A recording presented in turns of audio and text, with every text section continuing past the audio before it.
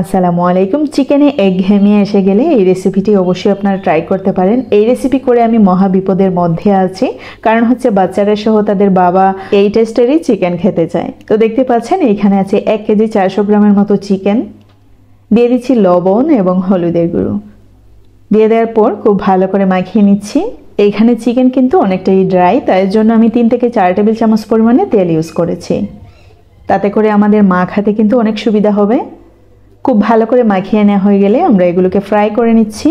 রেস্টে রাখার কোনো প্রয়োজন নেই। যদি আপনাদের ইচ্ছে হয় 5 থেকে 10 মিনিটের মতো রেস্টে রাখতে পারেন, তাতে করে চিকেনগুলো অনেকটাই সফট হয়ে যাবে। আমি সাথে সাথেই ফ্রাই করে নিচ্ছি। সবগুলো চিকেন আমি একটি প্যানে দিয়ে দিচ্ছি। এই রেসিপিটি লেয়ার মুরগি বা দেশীয় মুরগির সাহায্যে তৈরি করার চেষ্টা করবেন, তাহলে অনেক বেশি মজা পাবেন। তবে যাদের ইচ্ছে হয় ব্রয়লার মুরগি দিয়ে এই রেসিপিটি করে নিতে পারেন। তো দেখতে পাচ্ছেন খুব ভালো করে উল্টিয়ে পাল্টিয়ে আমি ভেজে নিলাম। খুব বেশি কড়া করে ভাজি নাই, তবে প্রায় 10 থেকে 15 মিনিটের মতো ভেজে নিলাম।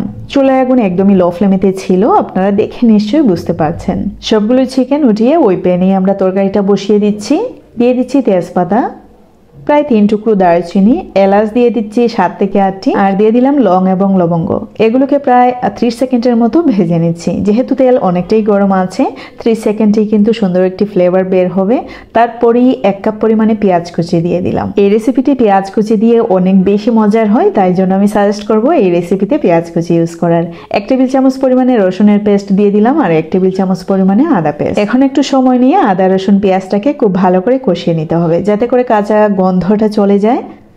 তারপরেই এর মধ্যে মজাদার একটি পেস্ট ইউজ করছি। এখানে আছে নারকেল, কাঠবাদাম এবং কাজু বাদাম। আপনারা চাইলে কিন্তু যে কোনো এক ধরনের বাদামও ইউজ করতে পারেন। প্রায় 1 কাপ পরিমাণে ওই পেস্টটুকু দিয়ে দিলাম। এইখানে কিন্তু দুধও আছে, দুধ, নারকেল, কাঠবাদাম এবং কাজু বাদাম। আপনারা চাইলে যে কোনো এক ধরনের বাদাম ইউজ করতে পারবেন। আর এগুলো যেহেতু ব্লেন্ড করার সময় কিছুটা পানি ইউজ করতে হয়, এইখানে আমি পানির বদলে দুধ ইউজ করেছি। আপনারা চাইলে কিন্তু পানি দিয়েও ওই পেস্টটি তৈরি করে নিতে পারেন। এখন এই পেস্টটুকু আদা রসুন পেঁয়াজের সাথে খুব ভালো করে মিশিয়ে নিয়ে 3 থেকে 4 মিনিটের মতো জাল করে নিচ্ছি। তারপরেই আমরা কিছুটা গুঁড়া মশলা অ্যাড করে নিচ্ছি। দিয়ে দিচ্ছি 1 টেবিল চামচ পরিমাণে ধনিয়া গুঁড়ো, 1 টেবিল চামচ পরিমাণে মরিচের গুঁড়ো। হলুদের গুঁড়ো দিয়ে দিলাম 1 টেবিল চামচ পরিমাণে। দিয়ে দিচ্ছি 1 টেবিল চামচ পরিমাণে জিরে গুঁড়ো। স্বাদ মতো লবণ দিয়ে দিলাম। এখন আমাদের কাজ হলো এই মশলাটুকুকে খুব ভালো করে কষিয়ে নেওয়া। যত ভালো করে কষানো হবে আমাদের তরকারি খেতে কিন্তু অনেক বেশি মজার হবে। এই পর্যায়ে চুলার আগুন মিডিয়াম টু লো ফ্লেমেতে আছে। কোনোভাবেই চুলার আগুন একদম হাই করা যাবে না, তা না হলে কিন্তু মশলাগুলো পুড়ে যাবে। আর মশলা পুড়ে যাওয়া মানে পুরো খাবারটাই কিন্তু নষ্ট হয়ে যাওয়া, একদমই টেস্ট বাজে হয়ে যাবে। তো দেখতে পাচ্ছেন তেল যখন উপরে ভেসে উঠবে তখন আরো কিছুক্ষণ নাড়ার পর দিয়ে দিচ্ছি চিকেন দেওয়ার পর মশলাগুলো চিকেনের গায়ে খুব ভালো করে মাখিয়ে নিচ্ছি। এইখানে এখন আমি কিছুটা পানি অ্যাড করে নিচ্ছি। একটু ঝোলঝোল থাকলে কিন্তু অনেক বেশি মজার হয়। আপনারা চাইলে কিন্তু ঠিক সেম ওয়েতে ভুনা করে নিতে পারেন, পানি অ্যাড না করেই। প্রায় 2 কাপ পরিমাণে পানি অ্যাড করলাম। এখন খুব ভালো করে জাল করে নিতে হবে। এই রেসিপি আপনারা যদি কাউকে তৈরি করে খাওয়ান, আশা করি আপনার কাছে রেসিপিটি জানতে চাইবে যে আপনি এই রেসিপিতে কি কি ইউজ করেছেন, সেই সাথে অনেক প্রশংসা পাবেন। তো দেখতে পাচ্ছেন এই মুহূর্তে আমি ঢাকনা কিন্তু ইউজ করি নাই, কারণ যদি আমি ঢাকনা ইউজ করতাম ঝোল কিন্তু একদম বেয়ে বেয়ে পড়ে যেত। ঝোল কিন্তু অনেকটাই শুকিয়ে গেছে।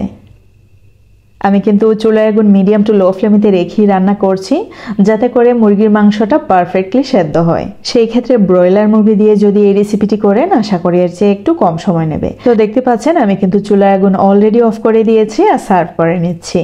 গ্রেভিটা নিশ্চয়ই খেয়াল করেছেন, অনেক সুস্বাদু হয়েছিল এই রেসিপিটি। আশা করি আপনারাও বাসায় ট্রাই করতে ভুলবেন না। যদি ট্রাই করেন কমেন্টস করে আমাকে জানাতেও ভুলবেন না। আমার আজকের রেসিপি কিন্তু এই পর্যন্তই। ভালো লাগলে একটু লাইক দিতে ভুলবেন না, আর বেশি ভালো লাগলে সাবস্ক্রাইব। যারা ফেসবুকে দেখছেন আমার পেজটি ফলো করতে ভুলবেন না। সেই সাথে রিকোয়েস্ট করব আমার এই রেসিপিটি ভালো লাগলে ফ্রেন্ডস, ফ্যামিলি, এমনকি নতুনদের সাথে শেয়ার করতে ভুলবেন না। আপনাদের একটি লাইক, কমেন্ট, শেয়ার কিন্তু অনেক উপকারী। প্রতিটি কন্টেন্ট ক্রিয়েটরকে নতুন আরেকটি কন্টেন্ট ক্রিয়েট করতে অনেক হেল্প করে, অনেক ইন্সপিরেশন দেয়, অনেক সাহস যোগায়। তো আমি আশা করি আমার সাথেই থাকবেন। আজকে এ পর্যন্তই। See you in the next video. Till then bye, আল্লাহ হাফেজ। সবাই ভালো থাকবেন, সুস্থ থাকবেন। আর রেসিপিটি কিন্তু অসম্ভব মজার। আশা করি বাসায় ট্রাই করতে ভুলবেন না।